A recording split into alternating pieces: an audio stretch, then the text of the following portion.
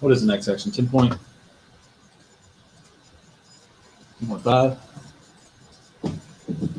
All right, 10.5. So we talked about adding, subtracting, multiplying. This is kind of dividing, but it's going to end up being called rationalizing the denominator.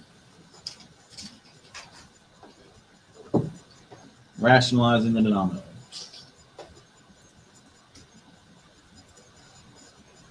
All right, so first of all, back to dividing. We already talked about a lot of this. If I have the square root of 100 over the square root of 25, the inside times the inside and the outside times the outside still works. So since these are both on the inside, I can just do 100 divided by 25, which is the square root of 4, which is 2.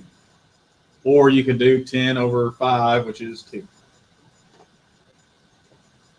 So if you had something like this, -2 square roots of 7 over 3. No, I don't want to do 7 there. Let's do 14. Square roots of, sorry, I'm thinking about that. So here, the inside times the inside and the outside times the outside. -12 divided by 3 would be -4. 14 divided by 7 would be square root of 2. So you can do the inside times the inside and the outside times the outside. You cannot do this.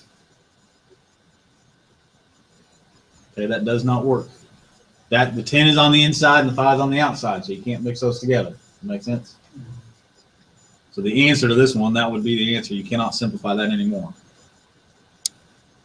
All right, but if you notice on all these, when we work these out, that you never end up with a radical on the bottom. You cannot have a radical on the bottom. So if I had something like this, that is not the correct way to write that. You cannot have a radical on the bottom. So you have to get rid of that radical, and that is called rationalizing the denominator. Okay, so we're changing the denominator to make it not have a radical in the bottom. Well, that's what I was just talking about all that a second ago. What can I multiply the square root of 7 by to get rid of the square root of 7? Square root of 7. If I multiply this by the square root of 7, I get the square root of 49, which becomes 7. So square root of 7 times square root of 7 will just give me 7. Well, in math, if we multiply the bottom by something, we have to multiply the top. So that's 3 square roots of 7, so I get. So this is the correct way to write that. That's called rationalize the denominator. We took the square root out of the denominator. So you multiply it by itself to get rid of what's in the denominator. So if I had -10 over square root of 15x, and be careful. So what do I need to multiply it by to get rid of this radical on the bottom?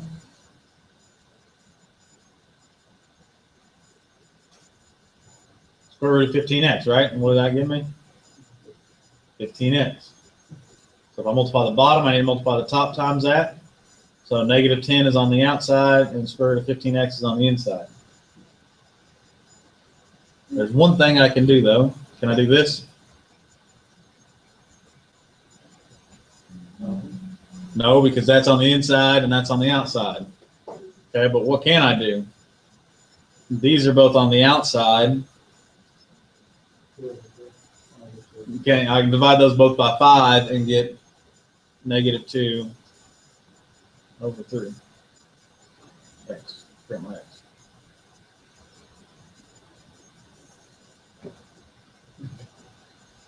I thought you wouldn't divide this because there's 15x and then just 10.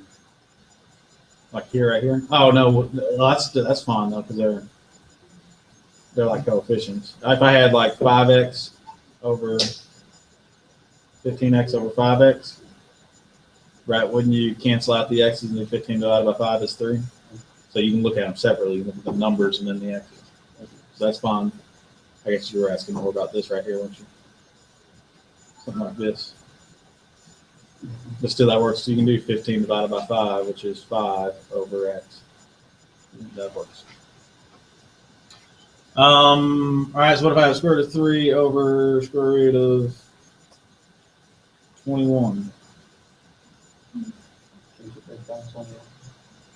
Can you break down 21? That'd be what, 3 and 7 now, wouldn't it? That doesn't work, but, so what could I multiply this one by to get rid of the radical on the bottom? 21. So square root of 21 times square root of 21 would be 21. Well, if I multiply the bottom, I need to multiply the top. So 3 times the square root of 21 would be square root of 63. Can I break down 63 though?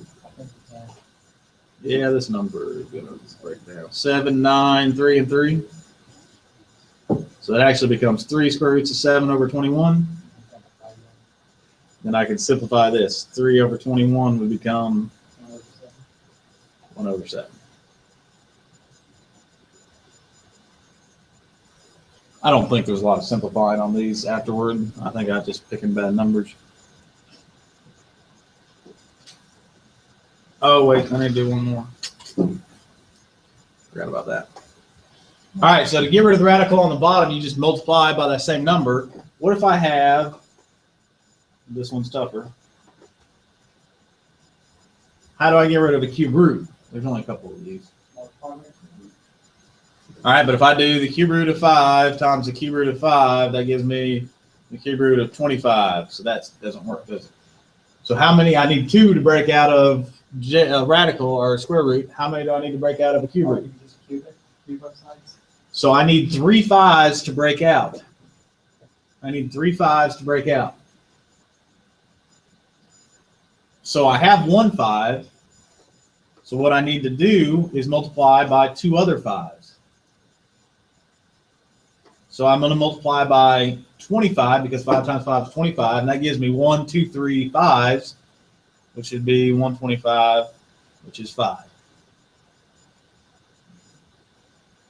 Does that make sense? So I have 1 5. This is what I'm starting with, right? If I multiply by 2 other 5s, that gives me 1, 2, 3 5s and enough to break out. So that makes it go away. So this one I actually need to multiply by the cube root of 25. And that will make my radical go away. So if I multiply the bottom by the cube root of 25, I have to multiply the top. So I get 2 cube roots of 25.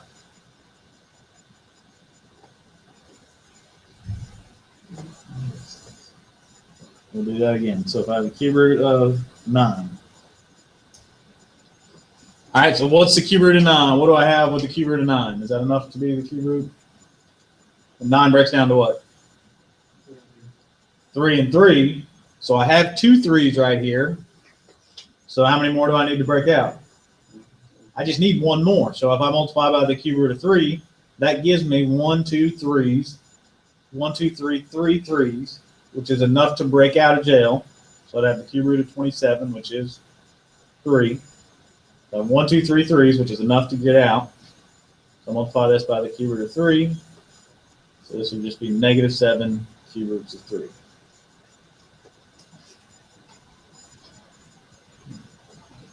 We'll go do, but there, like I said, I think there's only like 2 of those. What if you had a prime number and the denominator underneath the radical? 7.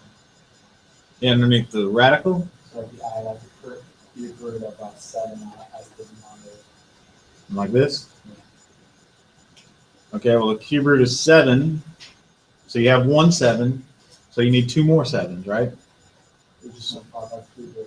So you do the cube root of 49, which would be 1, 2, 3 7s. So that would give me 7. The cube root of 49, which would be 8 cube roots of 49. There's one other type of problem. Again, there's only a couple of these. But this right here, 2 over the cube or square root of x minus 2. If I just multiply this by the square root of x, I'm going to have to distribute that. So the square root of x times x would be x. -2 times square root of x. That still leaves me a denominator in there, right? So I can't just do that. Well, if we're trying to get rid of the square root of x, right? So if I just multiplied by the square root of x, square root of x times square root of x would be x. Square root of x times -2 would be -2 square roots of x. So I'd still have a radical in the bottom. So that doesn't help me at all. So what I'm going to multiply by is the conjugate. The conjugate is if I have one term that has a plus in it, it's the same word, same one with the minus in there. It's the same thing, it just switches the sign, or vice versa. The conjugate, We're talking about jailbreak and all that. So conjugal visit, the opposite person comes, hopefully. Oh, and you have a plus and a minus in there. So opposite sign. So here you do the square root of x plus 2. Square root of x plus 2. So now I don't, well, technically I'm going to have to FOIL this out. So square root of x times the square root of x would be x. Square root of x times 2 would be 2 square root of x. And then negative 2 times the square root of x. And negative 2 times 2 would be negative 4. So what happens here in the middle? Those cancel out, so I just get x minus 4. So on my bottom, the denominator, I have x minus 4. On the top, I have the square root of x. I got to multiply the top and the bottom by that same thing, right? So 2 square roots of x plus 4. The 4's do not cancel out, okay? So this is, we'll talk about this like the last thing we talked about. How many different terms do I have here? 2. Terms are separated by the plus and minus. So there's 1, 2, 3, 4 terms. So there's 4 terms. If I can divide all 4 of those by something, then I could cancel something out. I can't divide all 4 of them by something, so I can't cancel them out.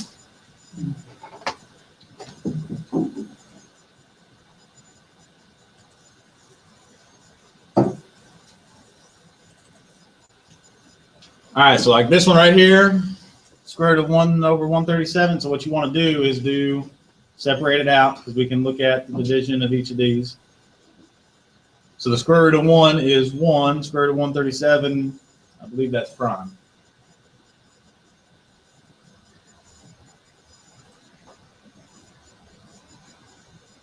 So now I need to get rid of that radical, so what do I multiply by? Square root of 137 on top and bottom. So 1 times the square root of 137 would be square root of 137. Square root of 137 times square root of 137 would just be 137.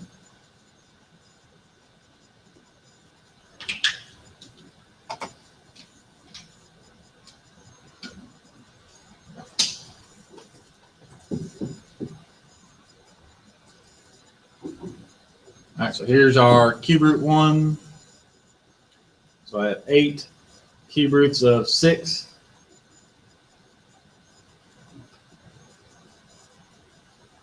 So what do I multiply this one by to get rid of the cube root of 6? I have 1 6, so I need 2 more 6s, so that's going to be the cube root of 36.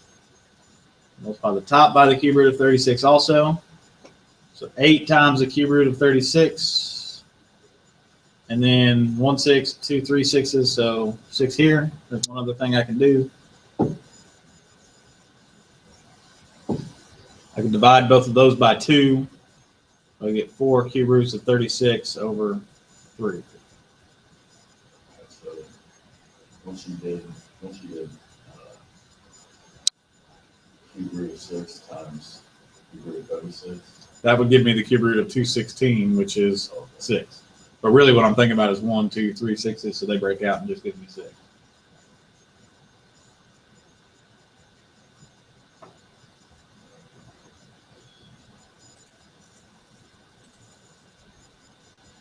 All right, we didn't do one with x's, but same idea here. So I have 7 cube root of 4x squared. So I have 4 right here. So 4 is actually what? 2 and 2 and x and x. So I have 2 2's and 2 x's. So what do I need to multiply to make them cancel out? 2x. A 2 and an x. So I have 2 2's, so I need 1 more 2. I have 2 x's, so I need 1 more x. So then multiply the top by 2x. So that gives me 7 cube roots of 2x. What's going to be on the bottom? 2x, right? I have 3 2's, so they come out, and 3 x's, so they come out. So that would be my answer.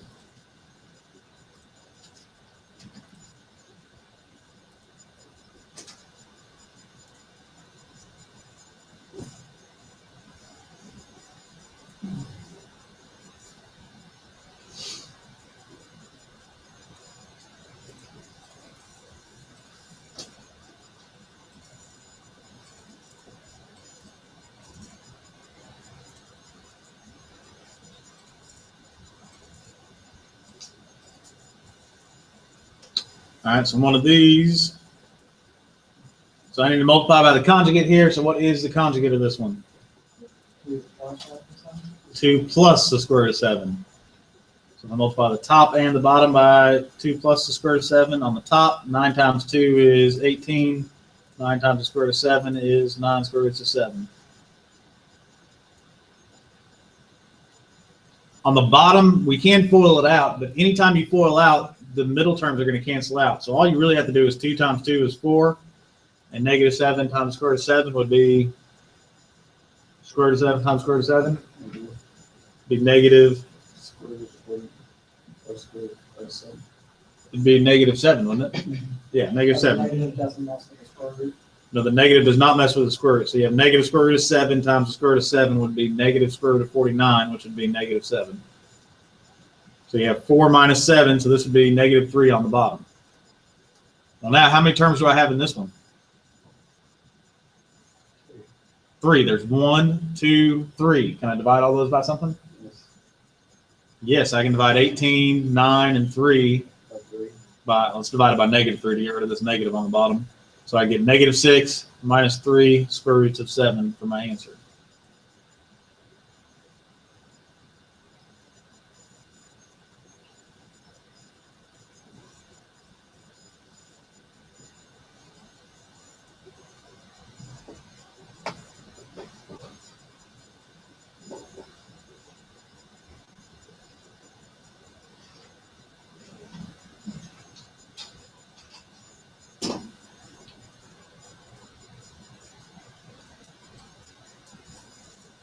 Nice.